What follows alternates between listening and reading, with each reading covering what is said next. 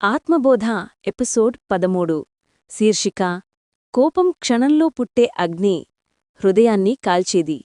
ఉపశీర్షిక కోపం మనసులో పుడుతుంది, శాంతి ఆత్మలో పుడుతుంది. రాత్రి 9 గంటల సమయం. ఆఫీసు నుండి ఇంటికి వచ్చిన అరవింద్ అలసటతో ఉన్నాడు. అతను కుర్చీలో కూర్చుని నీళ్లు తాగుతుంటే చిన్న చిన్న విషయాలకు కోపం వస్తూ ఉంది. ఫోన్ ఛార్జ్ లేదు, కోపం. వైఫై స్లో, కోపం. ఎవరో తలుపు బలంగా మూసినా కోపం. కోపం అతన్ని పట్టుకుని వదలడం లేదు. అతనిలోని మనసు మాటలు. మనసు, అన్నీ నీ మార్గంలోనే ఉండాలి. ఏం చెప్తే అదే జరగాలి.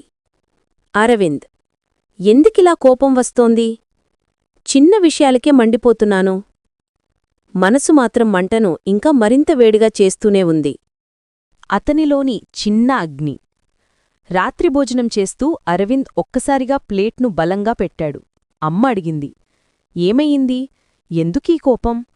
అతను అట్టే కోపంగా, ప్రతీదీ నన్నే కోపపెడుతుంది అని పెద్దగా అన్నాడు. అమ్మ స్వల్పంగా నవ్వింది.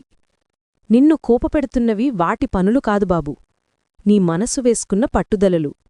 అరవింద్ ఆశ్చర్యపోయాడు. అమ్మ చెప్పిన చిన్న కథ పెద్ద బోధ.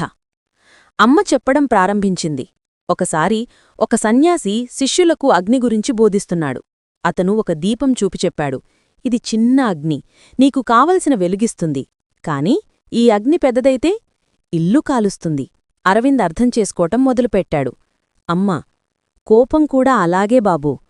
చిన్న కోపముంటే అది దృఢత, కాని పెద్ద కోపమైతే అది అగ్ని, ముందుగా నిన్నే కాలుస్తుంది.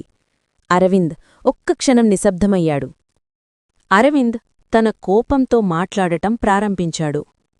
ఆ రాత్రి గదిలోకి వెళ్ళి కళ్లను మూసుకున్నాడు. అరవింద్, కోపం, నువ్వెందుకొస్తావు? అతని లోపల ఒక స్పష్టమైన స్వరం వినిపించింది. కోపం స్వరం, నేను వస్తాను. నువ్వు నీకే బాధ కలిగించుకునేలా నీకు నేర్పడానికి. నీ అహంకారం గట్టిగా ఉన్నప్పుడే నేను పెరుగుతాను. అరవింద్ లోపల ఏదో కరిగిపోయినట్టు అనిపించింది. అంతర్వాణి పలికిన మాట. కొద్ది క్షణాల తరువాత అతని అంతరాత్మ మృదువుగా పలికింది. కోపాన్ని ఆపడానికి ప్రయత్నించుకు. కోపం వచ్చినప్పుడు ఎందుకు వచ్చింది అని మాత్రమే ఆలోచించు. నీ ఆలోచనలోని గాయాన్ని గుర్తిస్తే కోపం స్వయంగా ఆగిపోతుంది. అరవింద్ కళ్లను తెరిచాడు.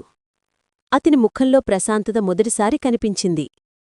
కోపాన్ని గెలుచుకున్న రోజు, తరువాతి రోజు ఆఫీసులో అతనికి చిన్న సమస్య వచ్చింది. కోపం ఎగిరి రావటానికి సిద్ధంగా ఉంది. కాని ఈసారి అరవింద్ నిశ్శబ్దంగా నవ్వాడు. నిన్ను నేను అర్థం చేసుకున్నాను.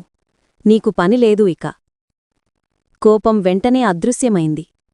ముగింపు సందేశం. కోపం అనేది అగ్ని కాదు, మనసు వేసుకున్న మంటే. ఆ మంటకు ఆక్సిజన్ అహంకారం. అహంకారం తగ్గితే కోపం స్వయంగా ఆరిపోతుంది. Friends, please subscribe, like, share and comment మన ఛానల్.